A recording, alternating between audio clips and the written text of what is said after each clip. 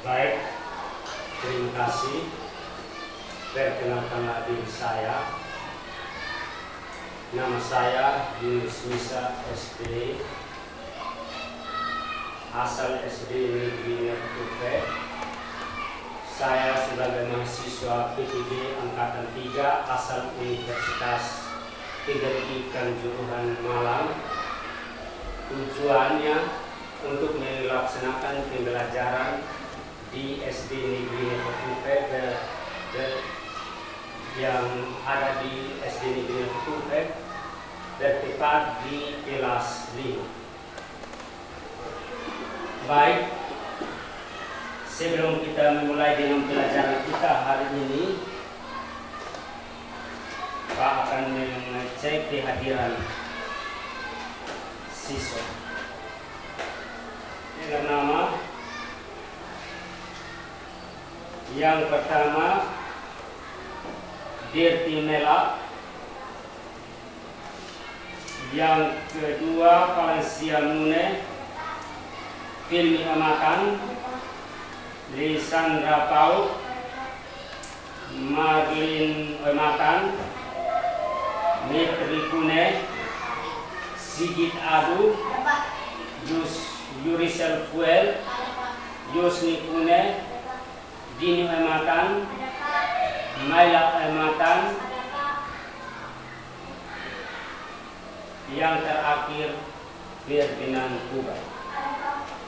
Baik, sebelum kita mulai dengan pelajaran kita hari ini, sebelum kita melaksanakan KBL pada pagi hari ini, saya minta Pak Guru minta kesediaan salah satu siswa untuk memimpin kita dalam doa. Silakan. 1, 2, 3.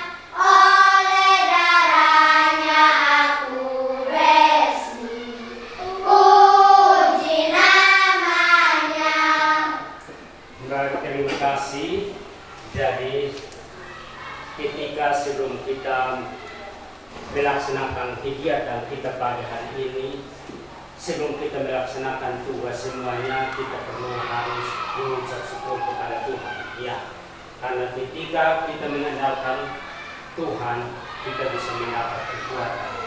Sehingga semua tugas baik ini pagi, baik berat, ringan, sukar, sulit, pasti semuanya berjalan dengan aman dan damai. Yang berikut,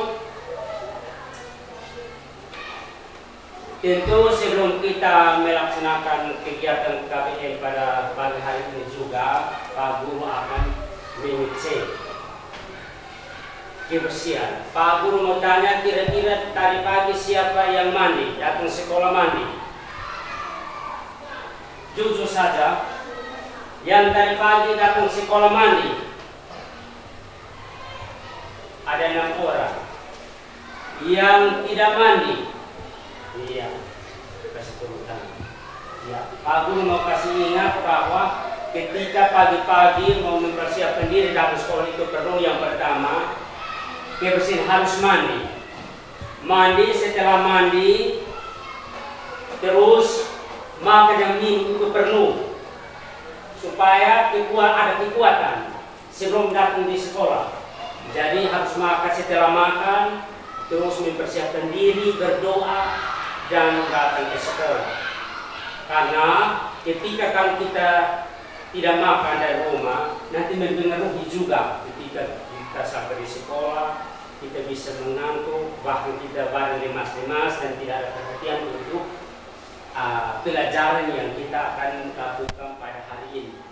Jadi perlu siswa, Pak Guru harus ingatkan bahwa pagi-pagi itu yang pertama diharuskan harus mandi, yang kedua harus makan. Setelah makan mempersiapkan diri untuk datang di sekolah. Ya.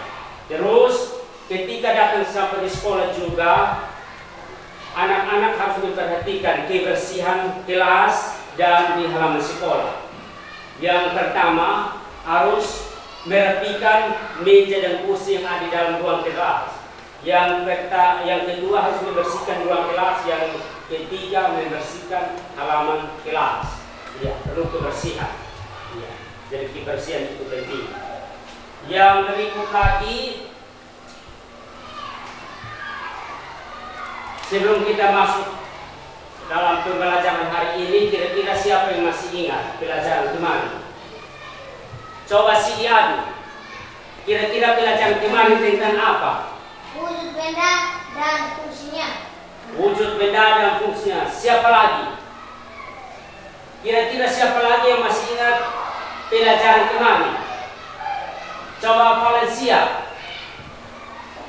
Benda gas, benda cair, benda padat. Iya, benda gas, benda cair, benda padat. Terus siapa lagi? Coba Yosi Kune. Benda cair, benda gas, benda padat. Beda saja. Coba ini Mela, dia di Mela. Pelajaran kemarin. Coba Firmi Amatan. Pelajaran kemarin. Benda padat, benda cair, benda gas. Ya. Coba Firmi Kuba. Benda padat, benda cair, benda gas. Beda gas. Kita tentukan.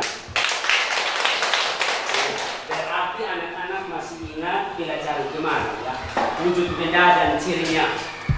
Iya. Dan hari ini kita akan melanjutkan pelajaran kita pada pagi hari ini, materi tentang lingkungan sahabat kita. Itu tema tentang lingkungan sahabat kita dan subtema yang ketiga, usaha pelestarian lingkungan. Ya, jadi Pak ulang lagi harga pelajaran kita pada hari ini tentang tema 8, lingkungan sahabat kita, subtema 3, usaha pelestarian lingkungan. Ya, dan sebelum kita memulai, nanti Pak akan Pak sudah mempersiapkan video untuk putar di layar dan anak-anak akan memperhatikan materi yang ada di layar. Jadi materi semua ini nanti tampilkan di layar. Jadi mulai dari awal sampai terakhir tentang lingkungan sahabat kita dan usaha pelestarian lingkungan. Ya, jadi nanti Pak akan tampilkan video yang ada di depan. Jadi semua anak-anak nanti perhatikan video. Baik, jadi nanti anak-anak perhatikan video yang Pak sudah dipersiapkan di layar. Semua mengamati video yang ada.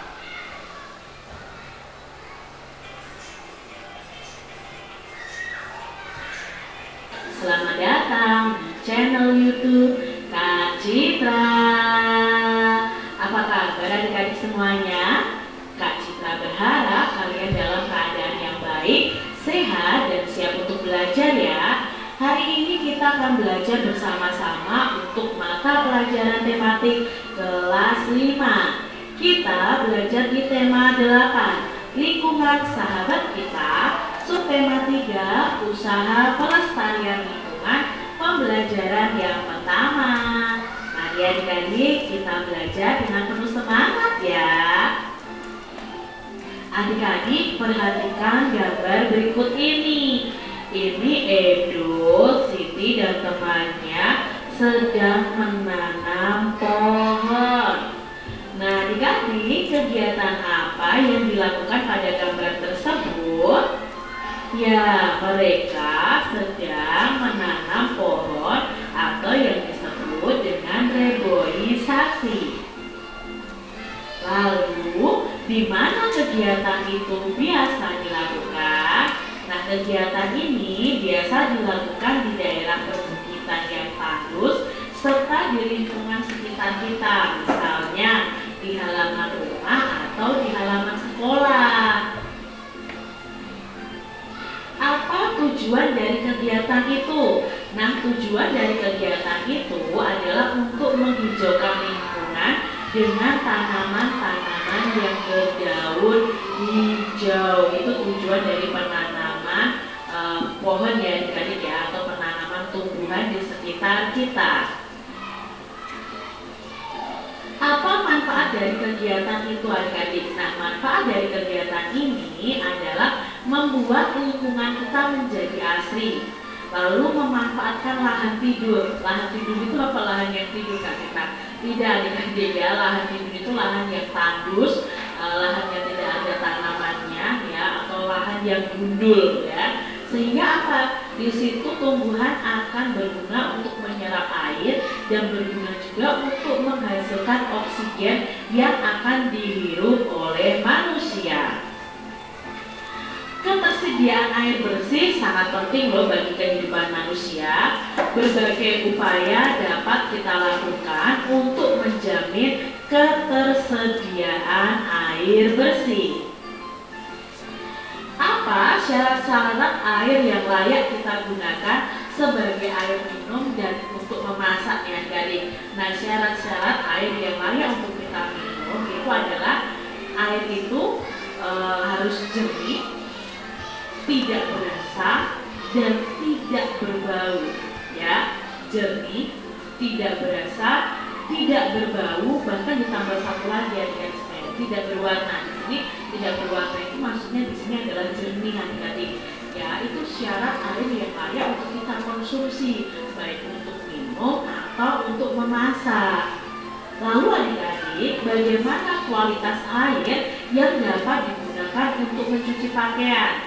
Nah, untuk mencuci pakaian, air yang digunakan itu harus jernih serta dapat melarutkan kotoran dan sabun adik-adik. Karena ada juga air yang untuk mencuci itu air yang tidak jernih atau tidak bersih, malah pakaian kita akan menjadi kotor adik-adik.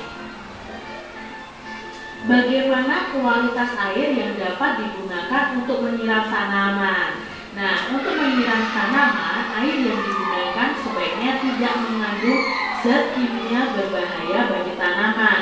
Misalnya itu air deterjen, tidak boleh untuk menyiram tanaman adik-adik.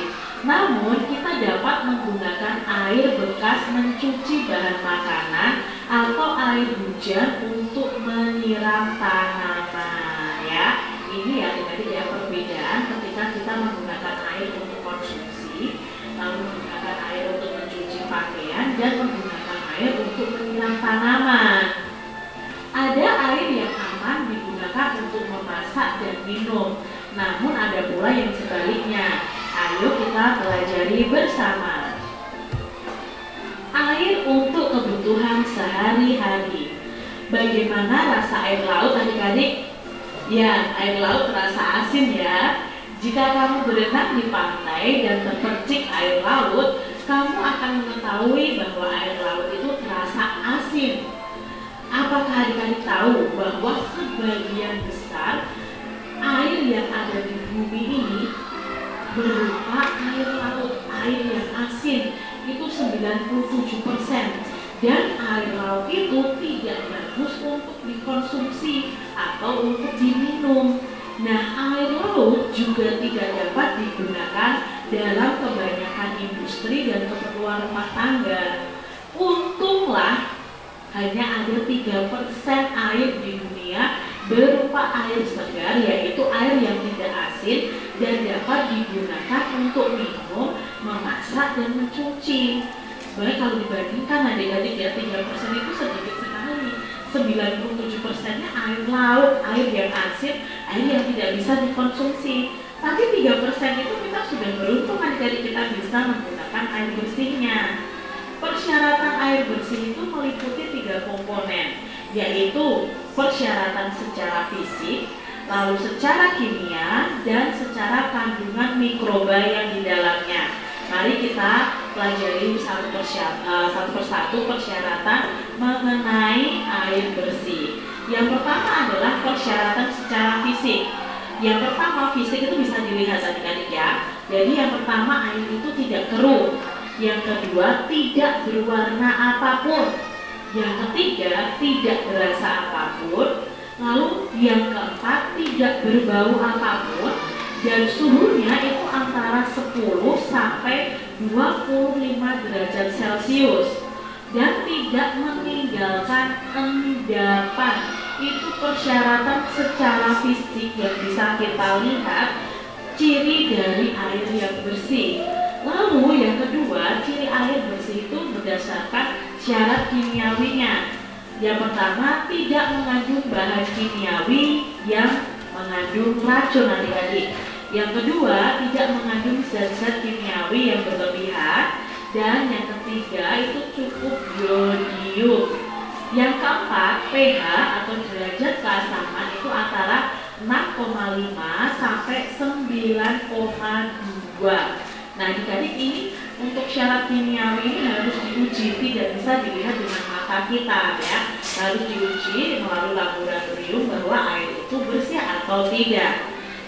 Syarat yang ketiga adalah syarat mikrobiologi.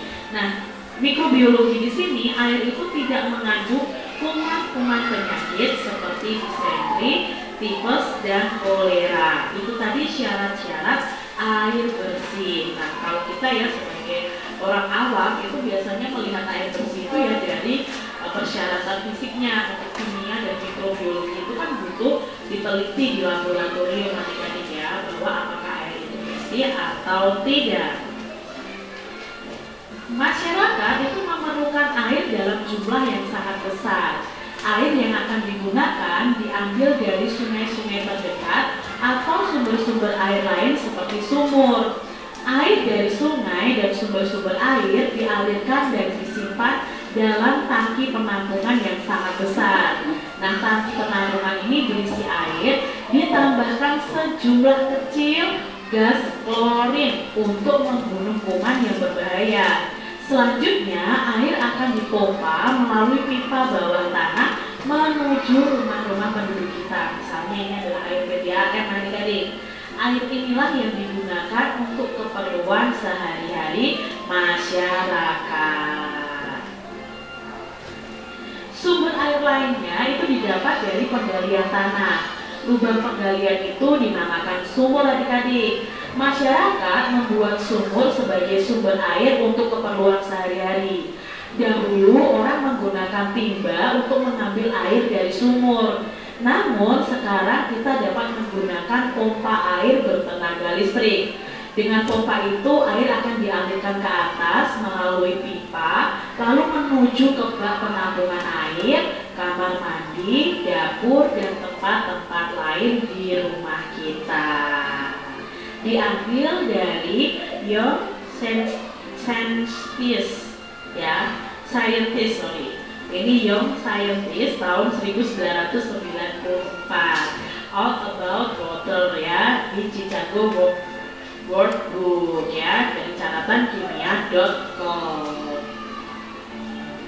Peta pemikiran seperti ini. Contohnya informasi penting bahwa yang pertama, sebagian besar air yang menutupi planet bumi itu berupa air laut dan 3% diantaranya adalah air ini berupa air segar yang bisa dikonsumsi oleh manusia.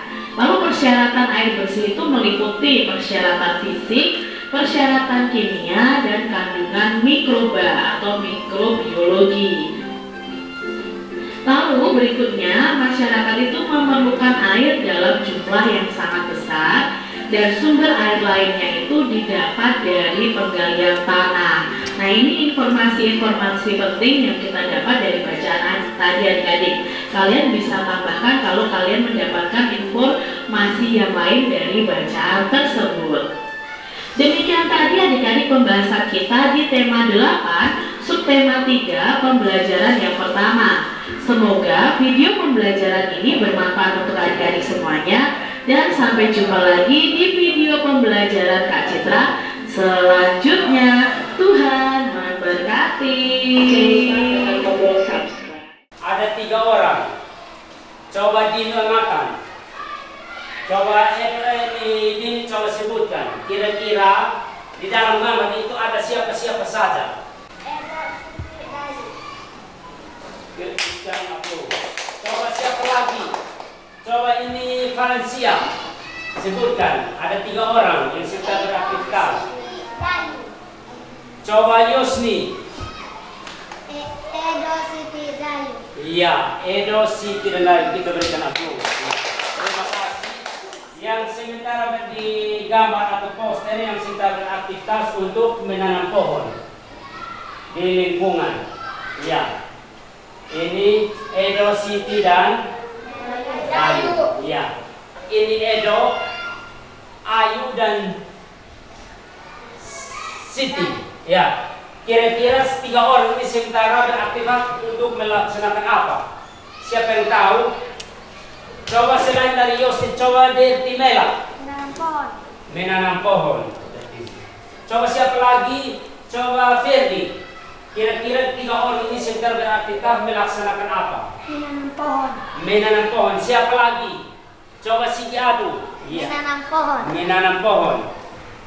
Kira-kira 3 orang sementara menanam pohon di lingkungan sekolah atau di rumah atau di mana? Kira-kira siapa yang tahu? Coba perhatikan dan amati gambar yang ada.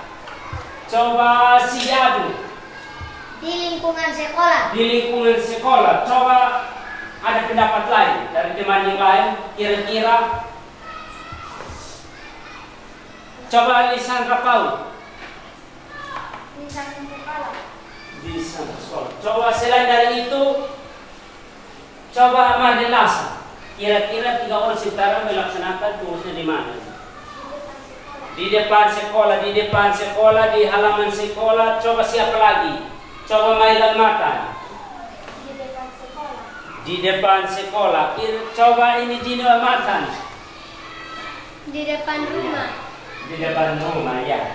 Sementara 3 orang ini beraktivitas menanam pohon di halaman, ya, di halaman sekolah, di halaman rumah ini. Ini di dalam gambar. Yang kedua, pertanyaan kedua, di mana kegiatan itu biasa dilaksanakan, ya? Kira-kira menanam pohon ini siapa yang disebutkan? Biasanya terlaksana di mana? Bukan hanya di sekolah saja, di tempat lain juga bisa. Kira-kira siapa yang masih ingat? Sesuai dengan materi yang sudah ditayangkan di layar. Kira-kira menanam pohon ini, coba siapa yang bisa menyebutkan? Menanam pohon ini bukan hanya di depan sekolah saja atau di halaman sekolah saja, tapi di mana saja? Di tempat mana saja? Coba siapa yang bisa menyebutkan? Untuk cara menanam pohon. Coba Yusni. Kira-kira untuk menanam pohon ini bukan hanya satu tempat saja di sekolah, tapi di mana juga? Coba sebutkan. Di sekolah. Di sekolah, di rumah, Di sawah, di kebun. di kebun. Coba selain dari itu, siapa lagi? Siapa yang bisa menyebutkan cara menanam pohon, dan artinya menanam pohon bukan hanya di rumah saja atau di sekolah saja, di tempat lain? Siapa yang masih ingat? Kegiatan di rumah, di sekolah, siapa yang bisa ingat? Kira-kira ketika kita menanam pohon itu bukan hanya di sekolah saja, tapi kita bisa tanam pohon. Coba ini Sigi Adi. Di mana yang kita biasa menanam pohon? Di kebun. Di kebun. Di sawah. Di sawah. Di rumah. Di sekolah. Yang ketiga, apa tujuan dari kegiatan itu? Ya, tujuannya apa?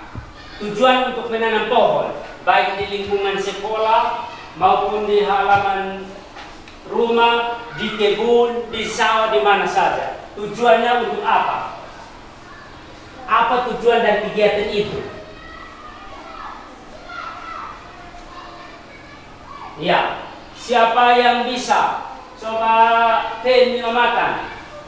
Tujuannya apa? Ketika kita menanam pohon di halaman sekolah, di halaman rumah, di kebun, di sawah, tujuannya untuk apa?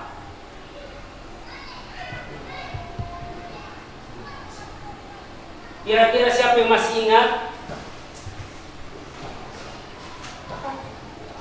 Coba ini Valencia.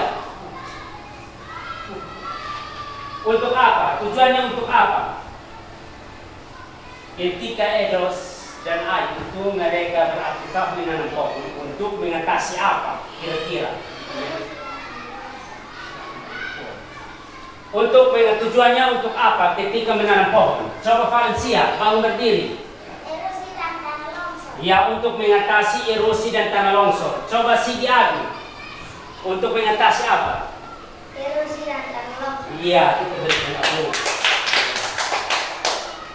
Terus yang berikut, apa manfaat dari kegiatan itu? Manfaatnya untuk apa? Manfaat untuk menanam pohon untuk apa? Menghijaukan lingkungan. Untuk menghijaukan lingkungan. Coba Firman. Untuk menghijaukan. Coba Metri Kunen di depan. Iya. Bagus. Semua siman ya. Yang berikut,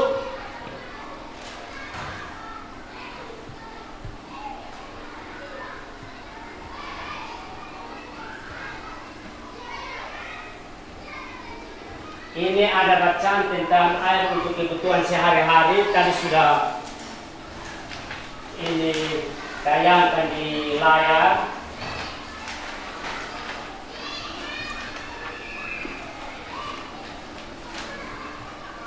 Ya, jadi itu tentang ini kebutuhan air bersih dalam kehidupan sehari-hari. Itu bacaannya itu pada 3 dia punya teks ada 4 informasi pada teks sesuai yang kita pikiran. Itu ada 3 titik kotak, ada 4 kotak. Sudah tadi dalam teks bacaan itu sudah ada yang sudah ditayangkan di layar. Ini adalah lampiran poster tentang kualitas air sesuai dengan kebutuhan. Ini air untuk minum, air untuk mencuci baju. Ini dia punya posternya. Yang berikut, ini poster tentang air untuk menyiram tanaman. Nah, ini yang terakhir. Apa syarat-syarat air yang layak kita gunakan sebagai air minum dan untuk memasak? Persyaratan untuk apa syarat-syarat air yang layak kita gunakan sebagai air minum dan untuk masak? Persyaratan yang pertama itu di dalam kehidupan setiap hari di mana kita berada, air yang kita gunakan untuk minum, untuk masak. Kira-kira siapa yang bisa sebutkan syarat-syarat yang layak untuk kita gunakan sebagai air minum dan untuk memasak? Siapa yang bisa tahu? Siapa yang masih ingat itu? Siapa yang masih ingat syarat-syarat yang layak kita gunakan untuk minum dan untuk memasak? Persyaratan. Coba Sigiadu. Coba syarat-syarat apa persyaratan air yang layak kita gunakan sebagai air minum dan untuk memasak? Persyaratan. Persyaratan yang pertama ada 3 komponen persyaratan. Yang pertama apa? Tadi sudah ditayangkan di layar. Coba ini Maya Amatan, silahkan bang berdiri. Yang pertama, persyaratan secara fisik. Silahkan. Tidak berwarna apapun. Tidak berasa apapun. Tidak berasa apapun. Ya, silahkan. Tidak berwarna apapun. Tidak berwarna apapun. Itu persyaratan pertama. Yang kedua, siapa yang disebutkan yang kedua? Coba persyaratan yang kedua. Coba ini Naila Matan. Persyaratan yang kedua. Itu persyaratan secara fisik yang ini siapa? Ini Naila Matan sebutkan. Coba yang kedua. Persyaratan yang kedua.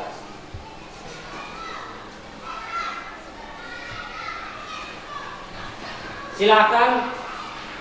Persyaratan yang kedua secara apa? Syarat Tidak mengandung bahan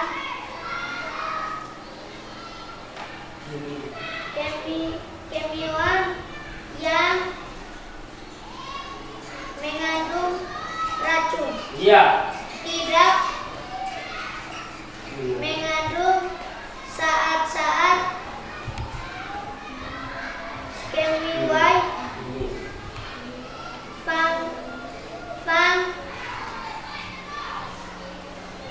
berlebihan.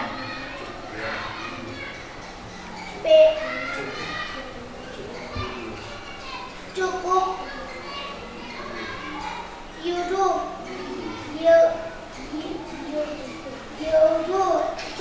Coba ini Dertimela. Persyaratan yang ketiga. Persyaratan yang ketiga.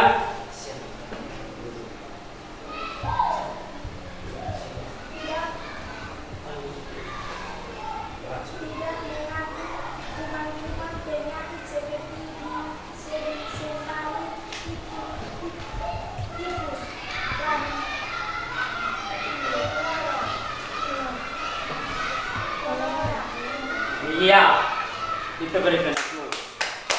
Yang kedua, perhatikan yang kedua, bagaimana kualitas air yang dapat digunakan untuk mencuci pakaian. Ya, ketika kita mencuci pakaian, dia punya syaratnya apa? Kira-kira ketika kita mencuci pakaian, baju, celana, kita harus menggunakan air yang apa? Siapa yang bisa? Coba Valencia. jernih. Air yang jernih. Selain dari itu, ada lagi kok. Valencia yang jernih. Coba Felix. Air yang bersih dan tidak kotor.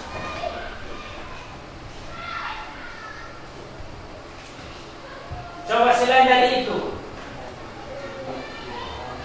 Coba ini Sarah. Air yang jernih, Air yang jernih. tidak berbau dan tidak kotor. Iya, kita berikan. Dan ketika kita membutuhkan air untuk mencuci pakaian itu, air harus jernih, tidak berbau dan tidak kotor. Iya. Yang berikut lagi, bagaimana kualitas yang dapat digunakan untuk menyiram tanaman? Ya, ketika kita menyiram tanaman itu, kira-kira dia punya syaratnya harus menggunakan air yang apa? Tanaman apa saja ketika kita menyiram tanaman? Coba ini Lisana Pau. Ya. Air hujan, Air hujan. Coba ini selain dari itu, di sana bilang air hujan. Ketika kita menyiram tanaman, ya, tanaman apa saja, kira harus membutuhkan air. Coba siapa yang bisa sebutkan dia punya syarat-syaratnya? Coba Fir. Ketika siapa yang di rumah angkat tangan yang menanam tanaman, baik sayur di rumah atau di kebun di sawah, siapa yang menyiram ini sayur, tanam sayur di rumah atau di sawah? Kira-kira pernah melihat orang menanam sayur atau tanaman apa saja, baik tomat, sayur apa saja? Pernah lihat atau tidak? Pernah. Kira-kira ketika melihat atau mengamati orang tersebut menyiram tanaman, kira-kira air yang digunakan orang tersebut itu air apa? Siapa yang tahu angkat tangan? Coba ini Detimela. Air yang jernih. Selain dari itu, coba Yosni. air yang bersih dan jernih. Air yang bersih dan jernih, ya. yang basic itu digunakan untuk menyiram tanaman itu air bersih dan jernih.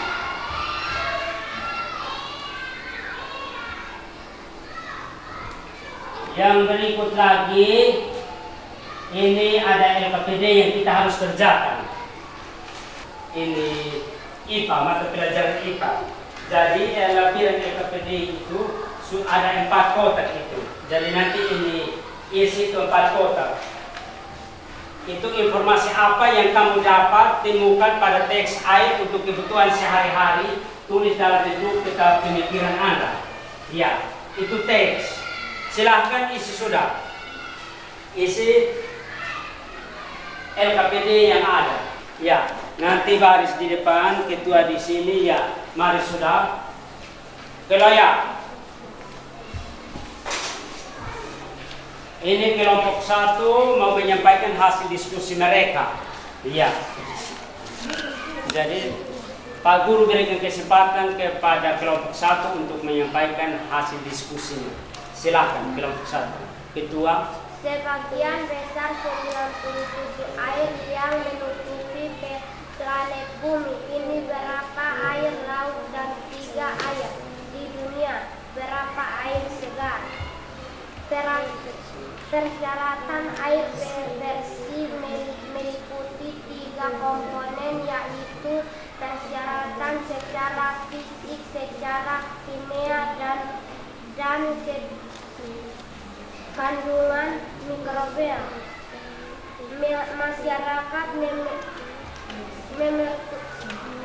memerlukan air dalam jumlah yang sangat besar. Sumber air